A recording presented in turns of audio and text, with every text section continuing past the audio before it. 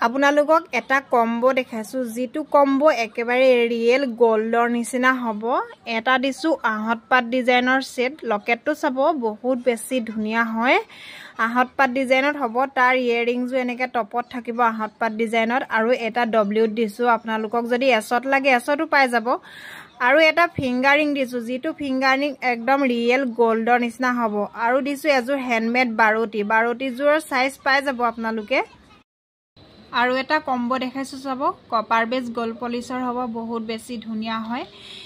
এটা দিছো locket love ডিজাইনৰ হ'ব এটো অলপ ডাঙৰ সাইজৰ হ'ব আৰু এটা দিছো এটো সৰু সাইজৰ হ'ব এটো আপোনালোকে বেবি কাৰণেও ল'ব পাৰিব আপোনাৰ মানে 10 বছৰৰ ভিতৰত পিন্ধিব পাৰিব এটো বহুত বেছি ধুনিয়া হয় আৰু এনেকে ডব্লিউ লাগিলে ডব্লিউ পাই যাব এছ লাগিলে এছটো পাই যাব আৰু এটা ফিংগাৰিং দিছো ডেইলি ইউজৰ ফিংগাৰিংও আপোনালোকে বেলেগ ল'ব পাৰিব আৰু এজোৰ হ্যান্ডমেড খাৰু দিছো যেটো আপোনালোকে বহুত বেছি ভাল পায় আৰু বহুত বেছি ধুনিয়াও হয় এবিলাক ডেইলি ইউজৰ হ'ব আৰু আপোনালোকে হ্যান্ডমেড খাৰু সাইজ পাই যাব